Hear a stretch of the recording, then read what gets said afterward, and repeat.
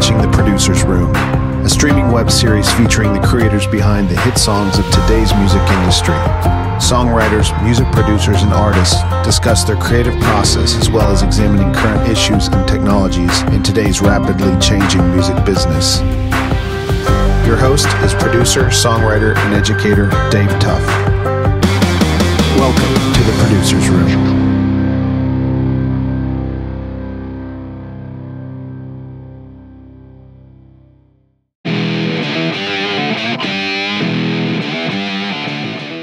Hey guys, this is the second part of our drum miking discussion.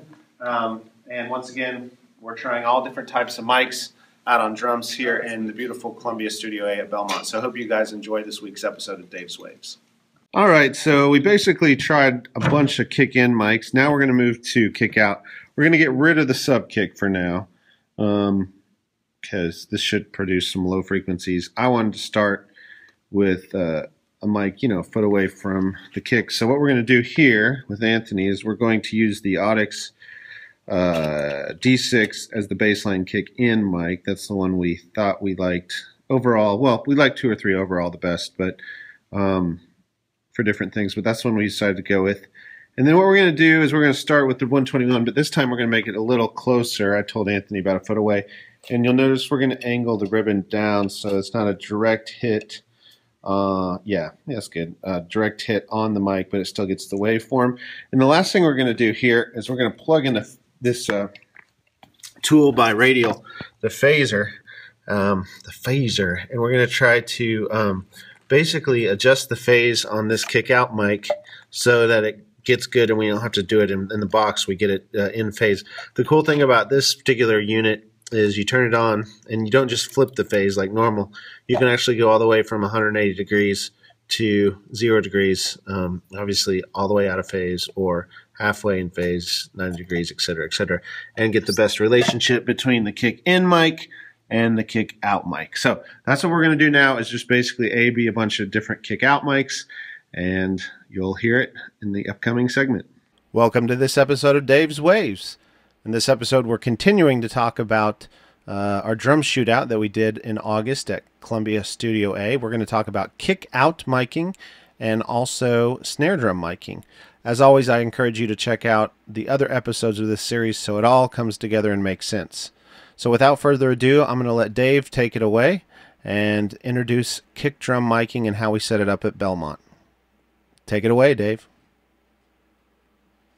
All right, welcome back. And I introduced how we set up the kick miking. Once again, just a little review from last episode.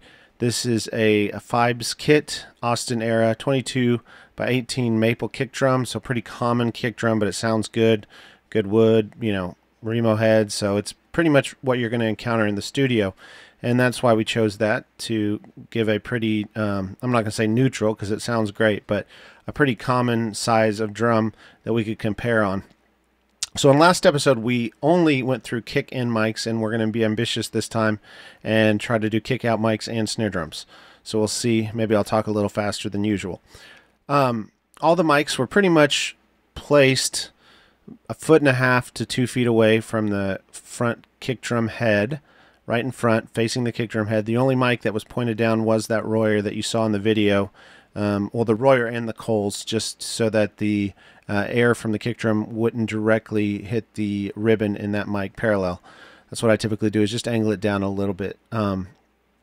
And 6 inches off the ground, perhaps. So once again, 1.5 to 2 feet away, 6 inches off the ground. We did use, once again, the radial phase tool that I talked about in the last episode to get the phase between the kick-in and kick-out as perfect as we could. So it was not just a phase flip, it was actually trying to find within 360 degrees of phase shifting where it sat. I'm not going to auto align any of this, but you get the idea. We kept the kick-in, we kept the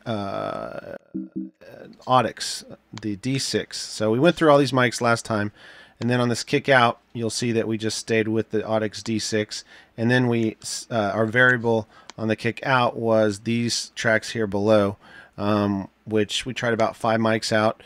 Common mics, hopefully, that you'd find in most studios. And so what I'm going to do is I'm just going to play through them, and let you hear them. Not much else to say other than, you've already seen how far they are. Once again, our signal chain, straight through tie line to API 312 style pre. Then after that, went into Pro Tools Apogee Symphony converters, so pretty straight ahead. No EQ, no compression involved. So let's review what the Audix by itself sounded like real quick.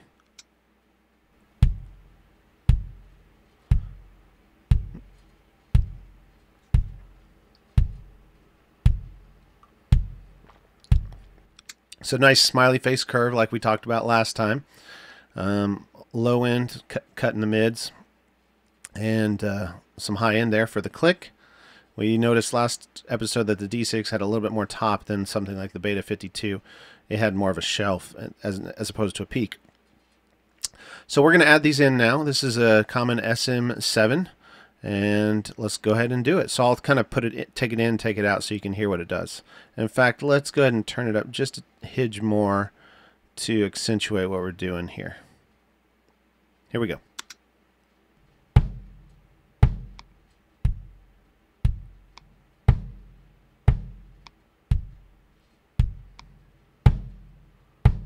All right, so SM7 pretty much serving in my brain like the Coles did on our last episode, just to introduce some room sound in there. To me, it's not really reinforcing the low end any more than what the D6 already has.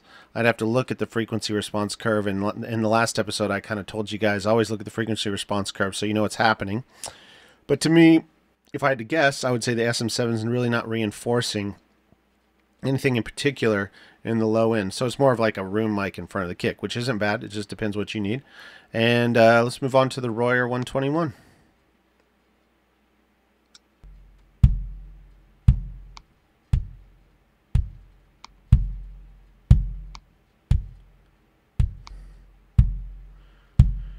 Add some low end, some nice punch like that one. Let's move on to U47 FET. And once again, just to throw in this caveat, make sure you're listening on a system that is going to go down to 30 hertz. So if you're listening on earbuds, you're probably not going to hear any difference in any of these examples. All right, FET47, which is a condenser, transistor based.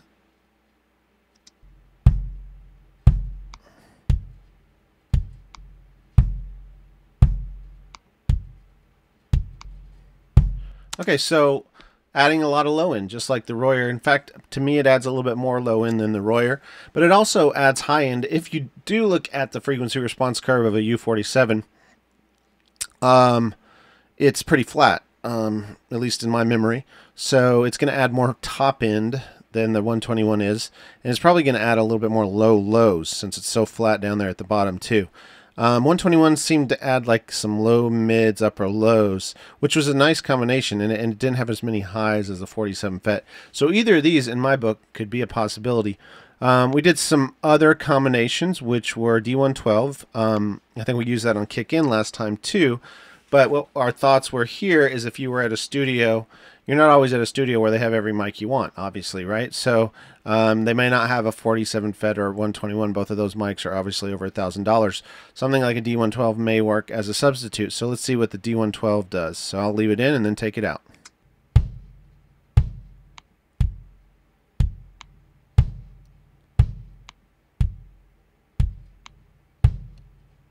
Okay, so you can hear that it does reinforce the low end a little bit more than what the D6 had, or fills it out. But once again, it doesn't give you any sub bass. But in a pinch, it might work. Two more mics: Coles 4038, which is another ribbon, angled down just a little bit, and I think this one was more like 2 feet away just because of the sensitivity from the kick. So in and out. So let's leave it in.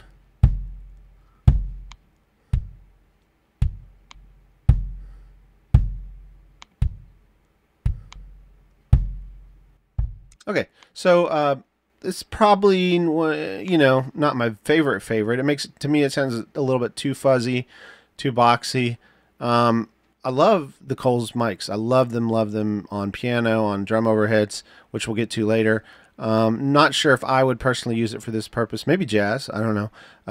In fact, it's weird because it has a really flat frequency response, but I'm just liking the 47 in the highs. I mean, if I had to choose between two mics with a pretty flat frequency response, I'd go with the 47. And then we did go back to the sub kick. We had used that in the first episode just to compare it to all of them. So let's see what's going on there. Oops, sorry. Here we go.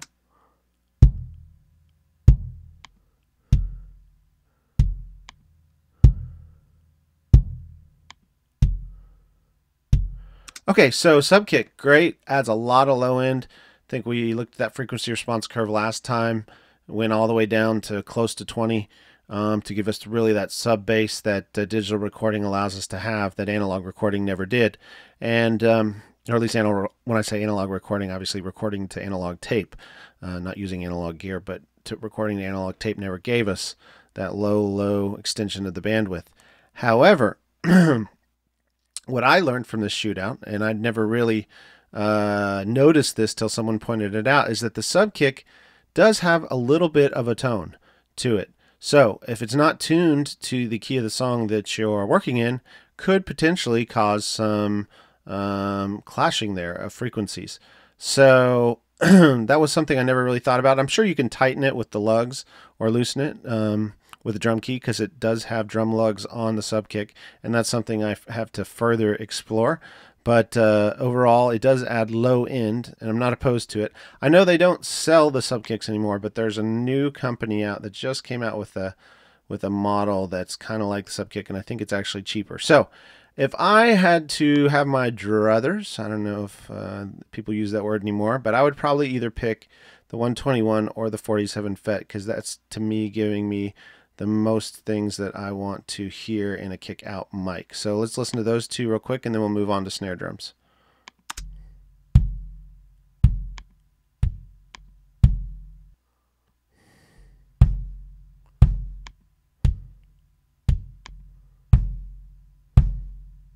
All right, guys, hope that helped. Moving on to snare drums.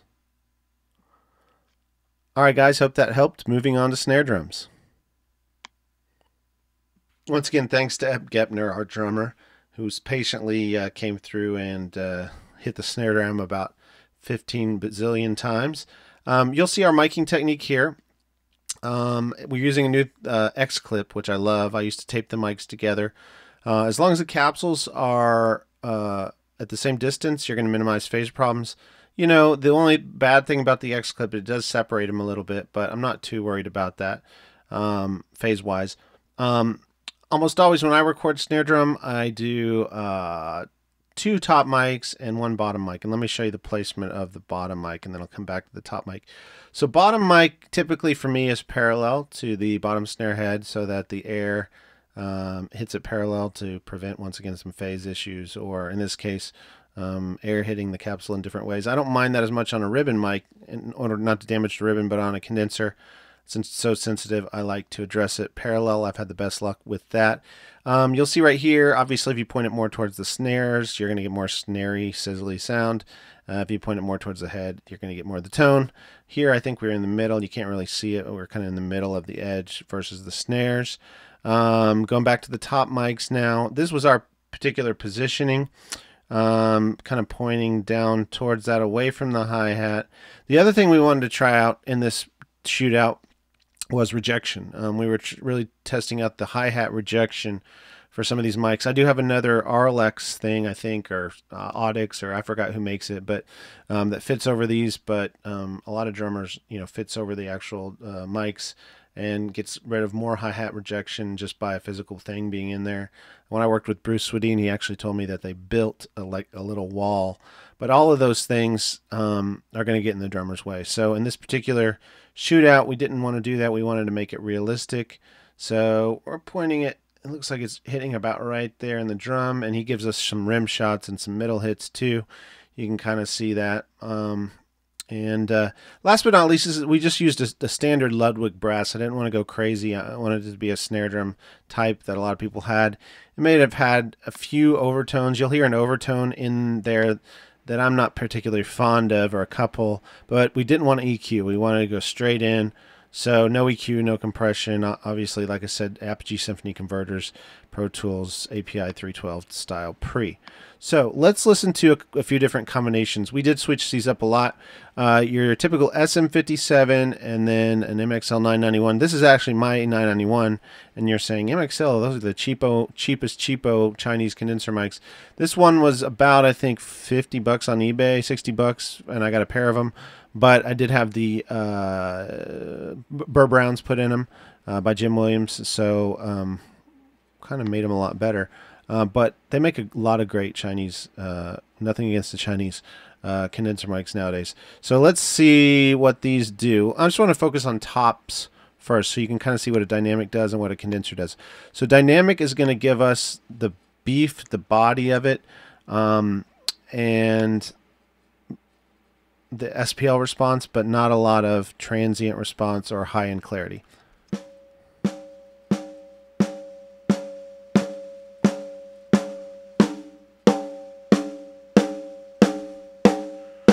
So good old SM57, the classic, among classics for snare drums, guitars, etc. So nice beef there. You can really hear those rim shots. So let's listen to the condenser by itself.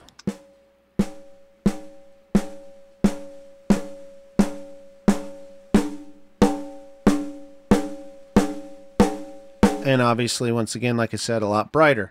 So we have our natural EQ right away here that we can mix these two together, turn one down, and if we want less beef, or turn the 57 down, less beef, more beef, less high end, etc. Let's listen to together.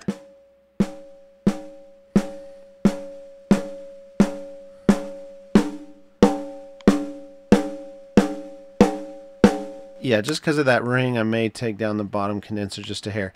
Now let's listen to rejection. This is a good one. Because, if you look at the picture, we did have it, pointed out fairly far away from the hi-hat. This would be, the sound would travel right there. So if it had any type of rejection, it should reject some of it, which it did. Let's listen to the rejection on the 57 first.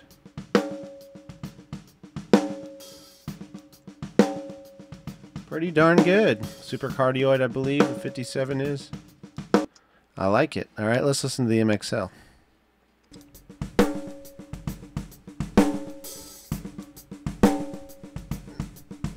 Not great, but not the end of the world either. Still a little bit more hi-hat, but it does have more high-end, so obviously it's going to pick up more hi-hat. We'll move past the snare drum bottom at this point. So what other mics did we try? We wanted to try the ECM84. I think I talked about that in last episode. Another small diaphragm condenser. Another Chinese mic that you can buy a great pair of small diaphragm condensers. I'm a fan, really. After the shootout, I was a fan of these, and I think I'm buying a pair. $200 each from the Gauge Microphones website. They sell them directly through PayPal. If they need a spokesperson, call me. No, but let's listen to that real quick. You already heard the 57, so let's listen now to the Gauge ECM84.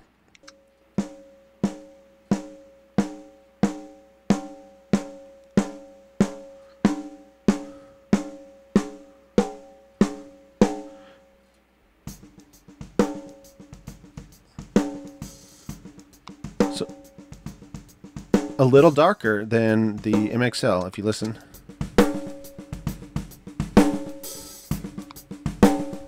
And more rejection. So it really depends what you're going for. Both are great combinations. If you wanted more of a drastic contrast, I might go with the MXL.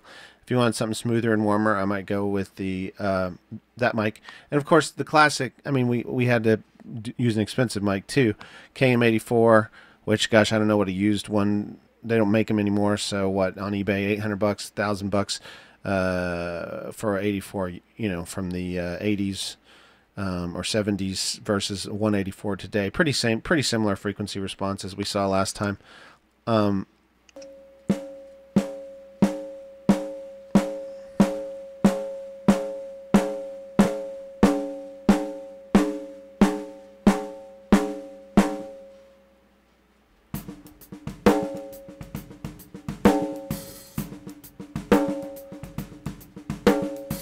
So believe it or not, I didn't like this as much as I used to. I guess none of my tastes are changing because number one, it had the most amount of hi-hat in it than all these three small diaphragm condensers. And, you know, I listen to this and I say, man, do I want to spend $1,000 or $100?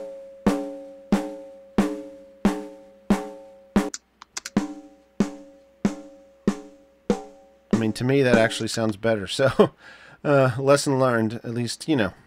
But, you know, we'll see that it will stand the test of time. Okay, on this particular example, we changed the top mic. We went away from the 57, and we went with a Heil PR35, which is typically a vocal mic that gets a lot of compliments live for its high end and its low end. So it's just kind of like a wider bandwidth dynamic mic. So I was like, heck, I'm going to test on Snare Drum. So let me play this one for you just on the snare top dynamic.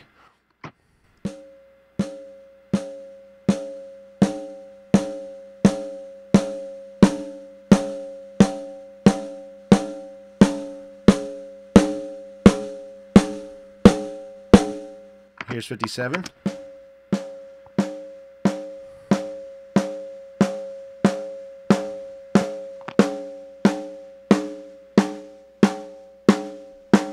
So you can see how it has some beef, right? I mean, you can see, like, let's go right here.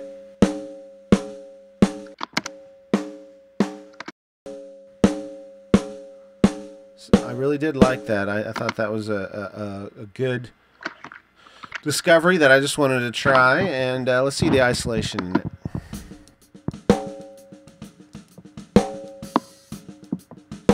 This is the good old 57 here.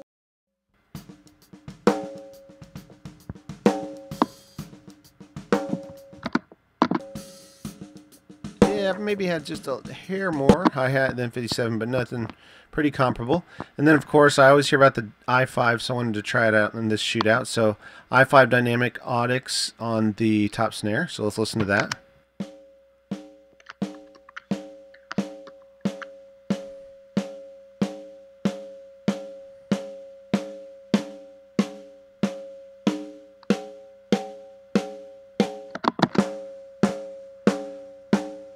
And then I just played the 57 from my brain. So to me, it's actually darker than the 57. So I own, I don't know, like every engineer, probably 10 57s. So I thought, you know, do I really need a darker mic? Probably not. So to me, I liked it if that was the only mic I owned, but a 57 will work for that. Let's move on to top mic once again. Dynamic Buyer 201. Another mic that I'd never really used, but I wanted to shoot out in this shootout, and I was pleasantly surprised. These guys, they don't make anymore either, and there's a Revox version as well in Europe that's a shoot off of the same. There's a little bit of difference. You have to read online between the two, but overall I like this Buyer a lot. But before I preface it, let's listen to it.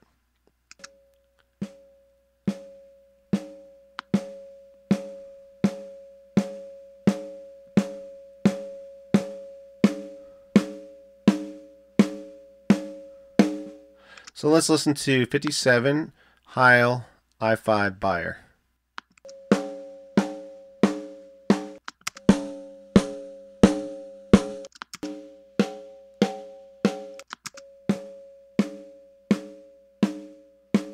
So just to be fair, let's do that one more time.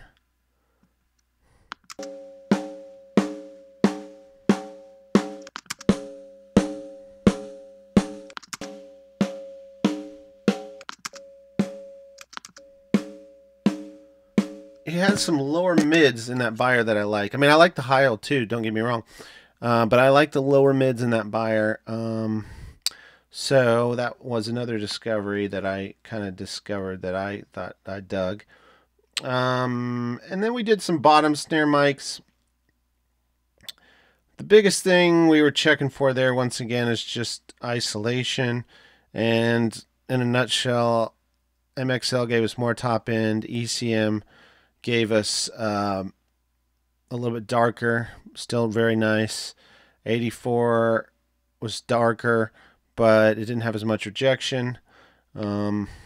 and then we tried an SM57, which actually wasn't bad. Obviously, it's going to lack the high end. Let's check that out. Let's just compare those two. But the interesting thing is we did not like the buyer on the bottom. I'm just kind of paraphrasing here. It just wasn't working. But let me let you listen to a few of these, and you can kind of see where we're going. MXL on the bottom snare. ECM bottom snare. 84 bottom snare. Yeah, breaking up there. Yuck. And it was all padded the same, by the way. 57 bottom snare. Buyer bottom snare. Audix bottom snare. Now, you have to remember that these are all dynamics and then these are all condensers. So my preference would be a condenser. Let's listen to the isolation with the actual groove.